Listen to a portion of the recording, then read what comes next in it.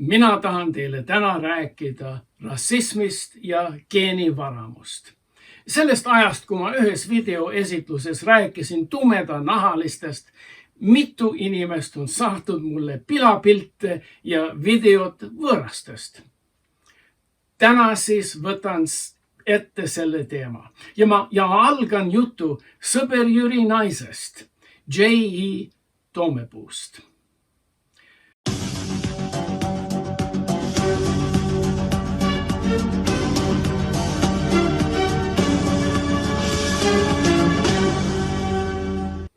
J.E. on tõsiselt tore naisterahvas.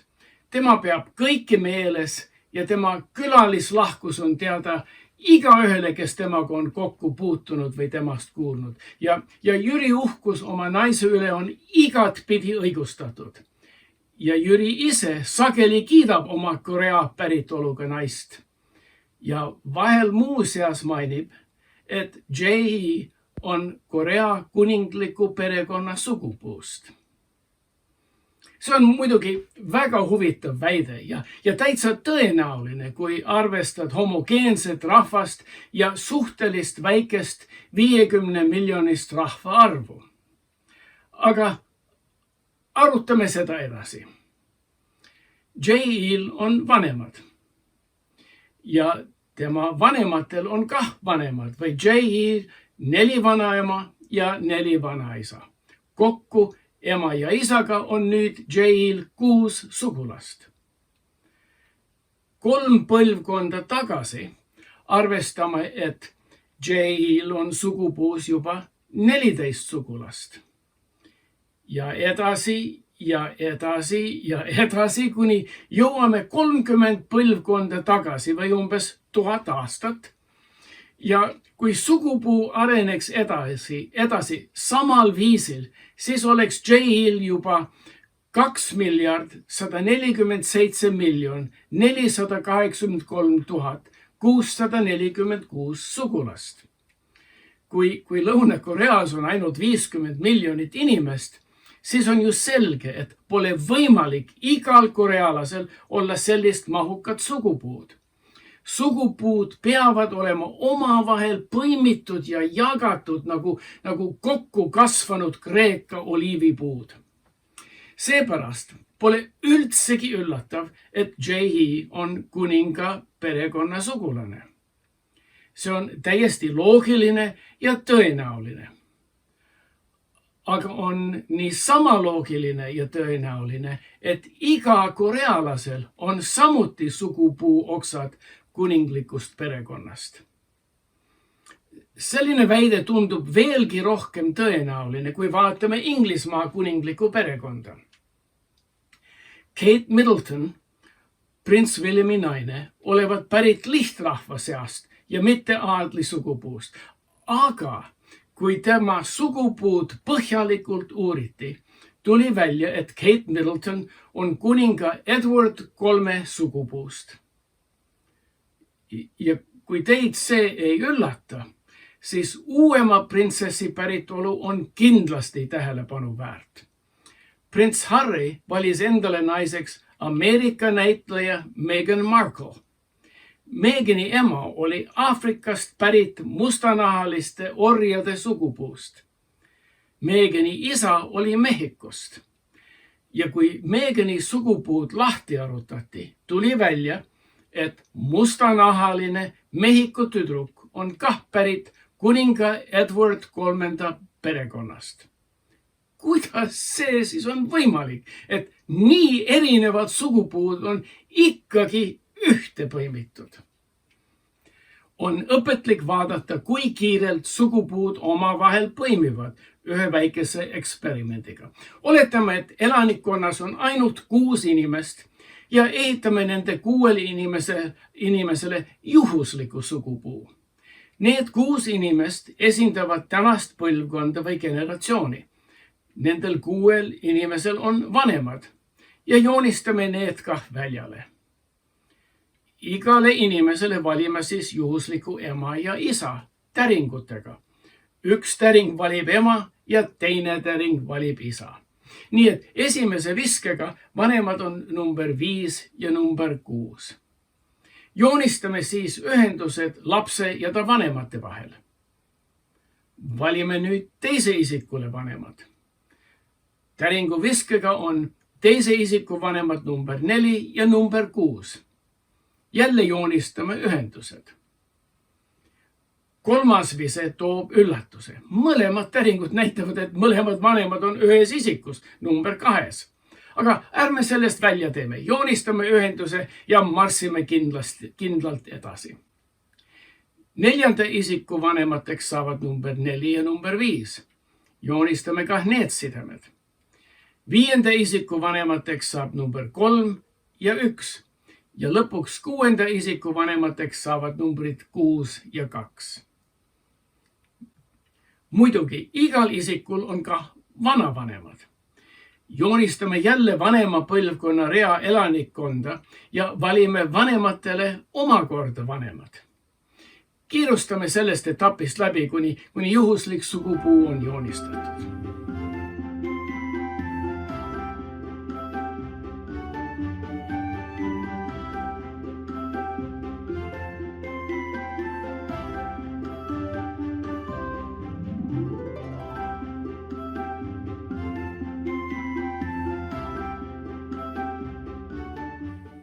Vaatame, mis on juba juhtunud. Vanavanemate põlvkonnas. Esiteks, esimesel inimesel põlvkonnas pole ühtegi last. Temal pole tänase põlvkonnas ühtegi sugulast ja tähistame seda E-tähega, ei kedagi. Järgmine vanavanem on sugulases number 5.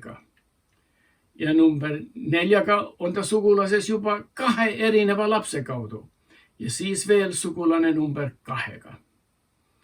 Sugupuud võib järgida punaste joontega. Kolmandal vanavanemal on sugulus ainult number 3. Neljandal vanavanemal on sugulus number 1, 2 ja 6. Viiendal vanavanemal on sugulus number 2 ja number 4. Ja juba vanavanemate seas 6. vanavanem on sugulane kõigi 6 algpõlvkonnaga. Teda võib nimetada uusim ühine esivanem selles katsetuses. Aga läheme selle katsetusega kiiresti edasi.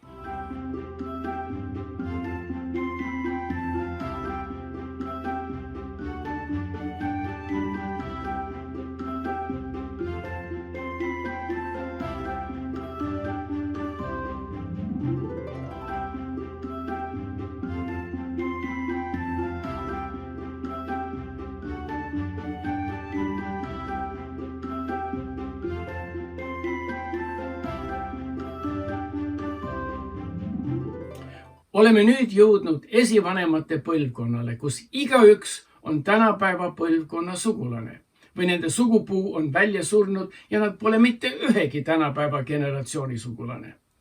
Seda põlvkonda nimetatakse identseks esivanemate põlvkonnaks ja võib olla üllatav, et see vajas ainult 7 esivanemate põlvkonda, et selle identse esivanemate põlvkonda jõuda. Selle väikese eksperimendiga võib nägelda. Üks asi on muidugi see, et täringud valivad täiesti juhuslikud vanemate paarid. Päriselus see kindlasti nii ei ole. Näiteks minul poleks iialgi võimalik, et ma leian printsessi oma naiseks. Neid printsesse, kes mind meheks võtaks, on täpselt 0. Aga ebapooletud täringute viskega on võimalik, et üks minu vanematest oleks printsess. Ja on ka täringu viskega võimalik, et üks vanematest on Prantsusmaalt ja teine Austraaliast. Ja see pole muidugi väga tõenäoline. Veelgi nägite üsna eksperimendi alguses, mõlemad täringud juhtusid samale numbrile, mis meie eksperimendil tähendas, et ühel lapsel oli ainult üks ema või üks isa. Neitsist sündimine pole ka tõenäoline ja kui see juhtuks, siis ainult kord paari tuhande aasta seas. Ja muidugi elanikkonnad kasvavad ja kahanevad ja seda pole selles eksperimendis modelleeritud. Tähtis on aga mainida, et kui arvestame suuremate elanikkondadega, siis need väikesed hälvikud kaotavad suures mastaabis oma tähtsust. Just seda väidab Joseph Chang, Yale ülikooli statistik, kes esitab sellist eksperimenti, millega tuletab valemid, mille järele saame ükskõik mis suuruse elanikkonnale arvestada mitu põlvkonda tagasi oli uusim ühine esivanem. Chang tähistab seda muutujat TN-iga ja uusim ühine esivanema põlvkonnata arvestame arvu n kahendlogaritmina. Muutuja n on elanikkonna suurus. Chang esitab kah valemi, millega võime arvestada, kui mitu põlvkonda tagasi leiaks identse esivanemate põlvkonna, mida tema tähistas muutuja UN-iga ja UN võrdub 1,77 TN-iga. Nõnda võiksime arvutada, kui mitu põlvkonda tagasi oli J.H. Toomepuu sugupuus kuninga perekond ja kui mitu põlvkonda tagasi oli Meghan Markle'i ja Kate Middletoni sugupuud ühtinud kuningas Edward III sugupuuga. Kui teil selline huvi, võite seda ise teha. Mina aga tahan teada rohkem meist. Kas on võimalik, et just sina ja mina oleme pärit kuningliku perekonnast? Ja millisest kuningliku perekonnast võime meie uhkustada? Selle küsimusele läheneme Changi valemitega. Tänapäeval on Euroopas umbes 741 400 000 inimest. See arv on n. Lahendame valemi ja arvestame, et umbes 29 põlvkonda tagasi leiaks esimese ühise esivanema. 29 põlvkonda, see on umbes 25 või 30 aastat põlvkonnas, nii et ümmarguselt 1000 aastat tagasi leiaks esimese ühise esivanema. Aga Euroopa elanikkond on tublisti kasvanud 1000 aastaga ja seepärast on võimalik täpsemalt arvestada, kasutades elanikkonna arvu, mis oli 1000 aastat tagasi. Siis elas Euroopas umbes 65 miljonit inimest. Jälle kasutades ühise esivanema valemit, seekord 65 miljoniga, leiame, et esimene ühine esivanem oleks umbes 26 põlvkonda tagasi. Sest 1,77 korda 26 on 46, siis 46 põlvkonda tagasi või 1150 aastat tagasi leiaksime identse esivanemate põlvkonna. See on esimene põlvkond, kus kõik on kas tänapäeva elanikude esivanemad või nende sugupuud on välja surnud. 1150 aastat tagasi valitses Euroopas Karl Suur või inglise keeles Charlemagne. Karl Suur pidas end Rooma keisrite järeltulijaks ja nimetas ennast Püha Rooma keisriks. Meie teame, et tema suguvõsa ei surnud välja, sest tänapäeva Euroopa kuninglikud perekonnad oskavad oma sugupuud jälgida Karl Suureni. Ja sellepärast kõik, kes praegu elus ja kellel Euroopa päritolu oleme otsesed järeltulijad Karl Suurele. Eestlastena võime kõik selle pärast uhkustada. Analüüs ei pea piirduma Euroopaga.